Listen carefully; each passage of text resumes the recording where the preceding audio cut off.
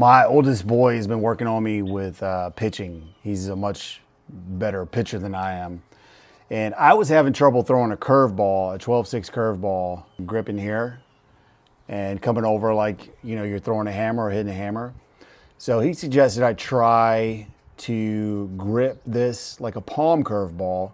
And I found out that I can actually control it a lot better and I have a lot more movement. So the movement, I wasn't getting any depth on the curve, the 12-6.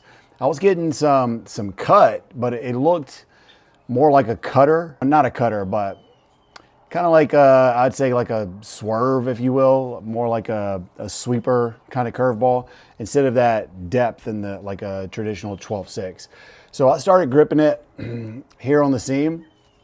And what I do is I really tuck that middle finger, that ring finger under there, and then I just bring my thumb up. So my thumb is out of the pitcher completely when I'm throwing it, but I still throw it like a traditional curveball. I try not to manipulate it other than coming down like a hammer.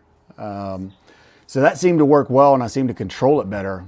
Also, I'm not getting a lot of cut on my slider, but what I am doing is I'm throwing a pretty good cutter, and sometimes it will slide like a horizontal kind of movement, and then it'll kind of dive.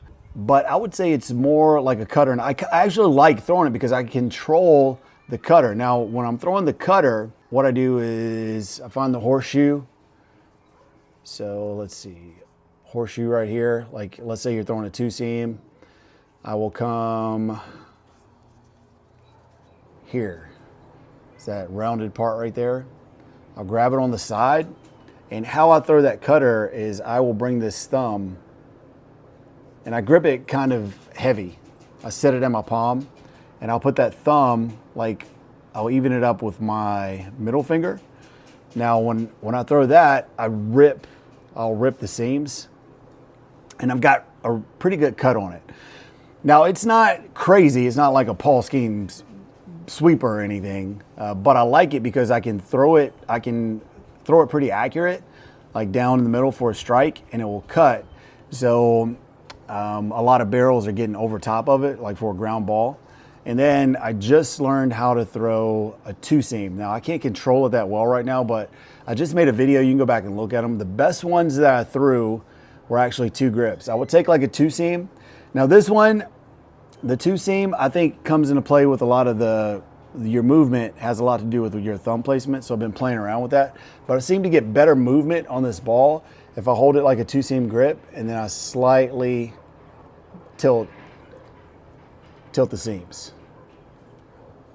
So what I've been trying to do is put pressure on this pointer finger when I throw it. However, I've been told that if I slightly tilt the axis, then I should try to put pressure on my middle finger and I would get actually more run on that ball, like arm side run.